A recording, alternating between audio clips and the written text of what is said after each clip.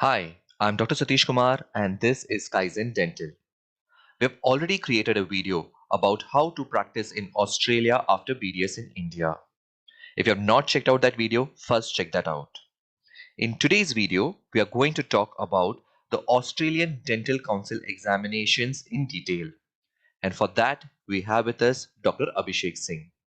Dr. Abhishek Singh first completed his BDS from Thena Dental College in Mumbai and then shifted to Perth, Australia, where he cleared his ADC examinations. After that, he worked for a few years under other dentists out there and then started his own practice. Now he owns two practices in Perth. Other than that, he also helps Australian Dental Association in various programs. One of them includes helping dental professionals who are trying to clear the ADC exams. Towards the end of the interview, he'll also explain us about the current situation of jobs out there and the path to permanent residency once you're in Australia. If you're interested, stay tuned. Remember, this is Kaizen Dental. Our aim here is to help dentists succeed. Dr. Abhishek, it is lovely to have you. I know you are a very busy person when it comes to your entertainment media company, to your dentistry, you're a family man where you spend time with your daughter, and you have your love for cricket. So, taking time from your busy schedule and joining us, I thank you for that. Thank you so much, Satish, for having me, and it's lovely to see you after a long time. Like you're saying, like almost a decade that since we spoke, Yes. and I'm glad we could because of this. So, my first question is okay, people who are planning to give the ADC exams, what do you Yeah. advise them? Where should they begin? As in, what books they need to read, and how do they start studying for the ADC exam, basically? Now, Satish, ADC exam has changed quite a bit over the years. So when I gave my ADC exams, it was in 2009 and 10, and that time the pattern was completely different. For example, I can tell you in short, like for our theory exams, it used to be over 2 days. We used to have MCQs, and we used to have essay short answer questions as well. So where we had to write paragraph or pages and stuff. Part two used to be a comprehensive 7-day exam, morning till evening, with theory again and viva and hands-on work on the patients and some on mannequin, which has been cut down to 2 days now. So now study-wise, what I did, Satish, I can tell you personally. First thing is you got to be thorough with at least your final year dentistry, which is doesn't matter which college you do it for. Most of us we study standardized books and which are good enough. Now ADC exam has slowly over the years moved from more theory based to more sort of practical based or scenario based. So these days they'll have a lot of scenario based questions. So if a patient comes to your clinic with a pain in upper right hand side posterior tooth, and you see a cavity, what x-rays are you going to take, what is your treatment plan, what material you might use. So it's a lot more scenario based. So in that, ADC do have a list of books that they recommend. What I studied was there's books for 1,000 MCQs. So 1,000 MCQs, it's called, the book itself is called 1,000 MCQs, which had a lot of common questions that would be repeated. They would change probably the options a little bit, but they would be repeated quite a lot. So that's one thing. I used to study Odell's Handbook of Dentistry. There was one Oxford Handbook of Dentistry. So Oxford Handbook of Dentistry is basically about 700 pages book, which compiles all the final year subjects, all the main subjects that we used to have, and really the key points in all of them. So you could have an MCQ from any line actually from that book. Then you have, like I said, the list of ADC books that they recommend. You definitely go through that. But final year books, I carried all my final year books from India to Australia, and I used to just go through them, which were the main points. If I had any issues in theory, but related to practical work, they wouldn't ask you about anatomy and stuff like that. So they would be only interested in dental subjects. So I would say final year dental books are more than sufficient if you have it, plus the ADC books that they recommend. So those are quite good. So, any tips on clearing these exams? How they should focus or prepare? What again, I can just talk about my experience. What I did was find a study buddy. So ADC exams used to be not very well understood few years back, at least, when there was not a lot of information. Nowadays there are a lot of Facebook groups, that's what I would highly recommend. You join, the Facebook groups of aspirants who are giving ADC. For example, if you're giving part one, then you do part one. Um, Tips and tricks is, if you're not in Australia, then I would recommend, there's a course in Chandigarh, I think OBD or something it's called, which Okay. most of the people that I have seen who have come through recently in last, let's say, 3 to 4 years, almost 70 to 80% or more have done that course in Chandigarh, and they have good things to say about it. So that is one course that you can do in terms of preparation. Tips and tricks wise, Satish, I feel like if your basics are good, if your basic knowledge of dentistry is good, you are sorted. They do not ask like our exams that what is the percentage of XYZ in zinc oxide using not cement. They do not ask you that. So you don't have to mug up things. But they will ask you so that okay, you like there's a decay cavity and you're drilling and there's a carious exposure of the pulp. So what is your treatment plan? Like, are you going to put a direct pulp cap? Are you going to do extirpation of pulp? Are you going to do full RCT? So stuff like that is more important. So I would say basic knowledge, like if you're preparing for ADC after you've passed your exams or you've passed your exams few years back, I would say go back to those books, if you still have them, or get them and refresh your knowledge. Start preparing for it in that sense, because ADC most people fail because not because the questions are very difficult, but the answers are very, sometimes they can be confusing, they can be not very simple or straightforward. So if your basics are not right, it's easy that you get confused in your head and might go wrong. So Understood. that is, I would recommend, yeah, probably start with the basics, final year subjects, the ADC books that you have already on your Instagram page, the list of those books. I do have a Understood. list of few things as well, which I will forward it to you. You can add Sure. that as well. 100% we'll do that. Now this is about the part one or the theory exam. But a lot of people Yes. find that after clearing the theory exam, the more difficult part is the clinical exam because they say the Yep. type of clinical approach in Australia is slightly different from India. So what do you have to Mhm. say about the clinical examination? So, clinical examination, I think it's not difficult. To be honest, if you are a dentist who has practiced general dentistry in India and you follow the basic principles of dentistry, that's all they expect. They do not expect ideal work from you. What I would say is when you're giving or preparing for the exams, obviously go through the pattern, what the exam is. You've got clinical tasks, like crown preparation. It could have veneer. We have composite fillings. You've got amalgam fillings, amalgam preparations. Uh, One thing very important is that again, you do not go for ideal or perfection. You try to aim for something that is satisfactory. Okay, so then when they pass you through exam, they've got non-satisfactory, satisfactory, okay, not pass, fail. So you got to try to aim for satisfactory.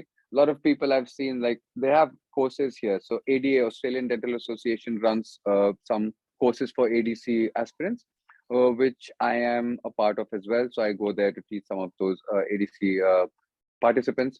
And a lot of times I see that they will try to reach perfection and end up overdoing it. So for simple example is, let's say if they're making a class to amalgam cavity, right? And in order to finish and polish and get perfection, they might open up the contact 1-2 millimeters more than needed. Now again, in clinical dentistry, that might be okay. You might be okay doing that. There's no harm. But in exam, that they have a very strict criteria that okay, if you go beyond that, you're not acceptable or it's not satisfactory. So I would say just try to uh, focus on what they're really asking and then stick to that. Now with preparations, if you are in India, like I spoke to you about the course in Chandigarh, which is quite good. If you are in Australia or you're planning to come to Australia to prepare before that, then the OTC course in Melbourne is quite comprehensive. So that is a program where you'll have to live in Melbourne for a while. It goes over, I think, couple of months, and they are very thorough with it. The exam is also now done only in Melbourne. So earlier there were different exam centers in Australia, so we could go to Melbourne, Sydney, Perth, etc. Now for clinicals, the only center is Melbourne. So if you train there, obviously there are a lot of But you senior told professors it's who, a 2-3 months course, right? yep, it's two Ah, months. Yeah, it's about so if 6 weeks. yes, so if it's about a 6 week course, how do you get? You take a visit visa and you come there, or how does it work? Before you listen to the answer to that question, do not forget to hit the like button below, because the guests out here take a lot of time and effort from their schedule to come and share their information with you. Yeah, you can get a visitor visa. Basically, what you'll do is you'll apply for that course. Once you get the course, that okay, you are you are offered a seat into the course, then that you can attach into the visa, saying that you have blah blah blah 6 week, 8 week course there. For that, you need a visa, and usually you'll get 6 months or whatever, 3 months Okay. at least visa. So you go there, yeah, and that is the best way to do it, because most people, Satish, do not fail because they are not good enough. They do not pass because they are stressed.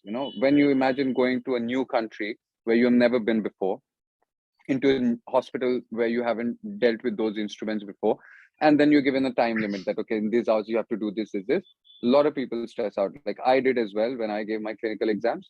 And I think that was probably the most difficult part, is to manage stress rather than finishing clinical task on time. They give you ample amount of time, so there's Understood. never lack of time. Yeah. Understood. So basically, this course would help you adjust to the environment since you're already working in that field. So then you know how it is, and at that day, you're not very stressed, basically. Understood. That's a Yep. very amazing tip for all the young dentists who are planning to give the ADC exam. Going there and getting mentally fit is very important. The next question is, once I clear the part one and the part two, are there enough jobs? This is the basic question everyone asks. Are there jobs? Satish, yes, I would say right now, to be honest, like in WA Perth, we have so many dentists I know, and me myself, I'm looking for a dentist, a good dentist, to join our practice. And in last 3 to 4 years, there have been quite an astronomical growth in the number of dental practices that have opened. A lot of business owners, are getting into it because of finances or whatever. Uh, and a lot of dentists are expanding. So there are a lot of dentists who are, opening 4, 5, 10, 20 clinics. So I would say getting a job is not a problem at all. And knowing friends from other eastern states, Sydney, Melbourne, from those cities, they're also the same. They're looking for dentists. So getting a job has never been a problem. Probably at a point of time, it was a little bit tricky, uh, because when I started, ADC graduates, because they were coming from overseas, you need to get some experience to climb up the ladder of dental world, to better Understood. clinics, to better clinicians, to learn, get better mentors.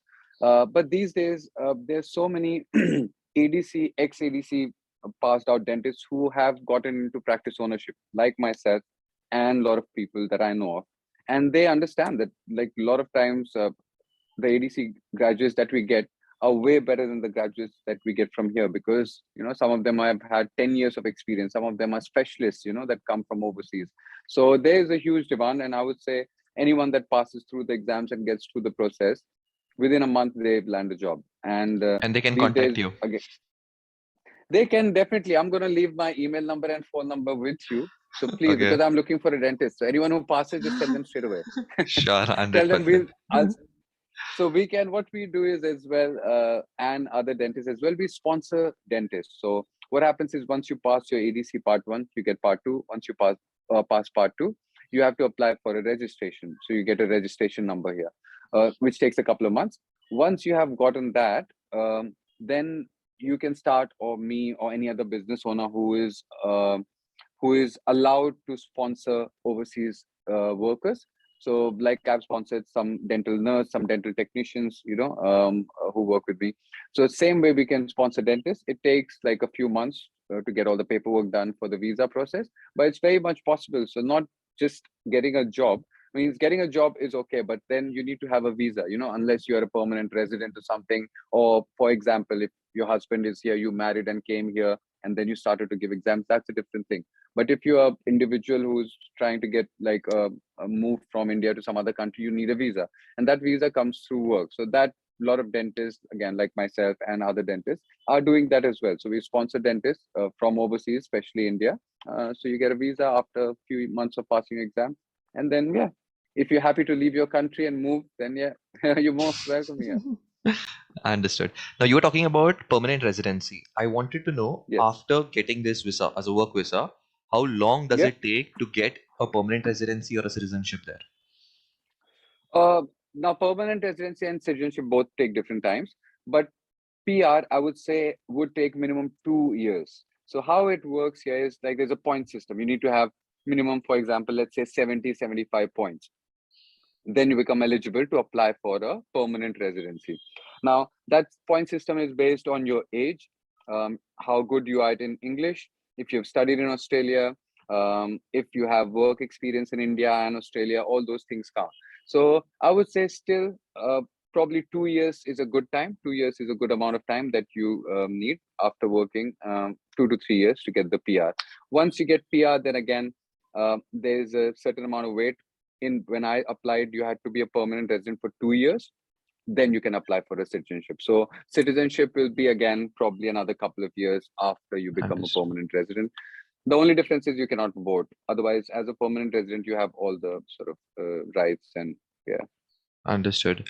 Uh, I really want to thank you because you have come and cleared a lot of doubts a lot of these young dentists have whenever they think about ADC exam. So thank you, Dr. Abhishek, for taking your time and coming here. Thank you so much. My pleasure. I just want to tell you all ADC aspirants, it's not as scary or as difficult as some people make it sound. Like when I came here in 2009, it was like, where have I come? What am I doing? But once you know the right people like yourself, who has like information galore about all those things, just start with one step at a time. Don't think about part one, part two, jobs, PR, citizenship. Just focus on one thing, get your part one done, and then everything follows after that. That's really amazing advice because a lot of us end up thinking 5 steps ahead what will happen and you're scared. You're even scared to move. Yeah. So thinking Yeah. about the next right step is the best thing what you can do. That's a really amazing That's advice. Yes, thank you. Thank you, Satish. Thank you. Thank you for being here. Thank you so much, Satish. Best of luck, and hopefully, yeah, it helps a few people. It'll help a lot of people for sure. Thank you. Thank you, Satish. Before we end, I want to remind you we have made a video about Masters in Public Health in Australia. If you're interested in that course, do go and check that out.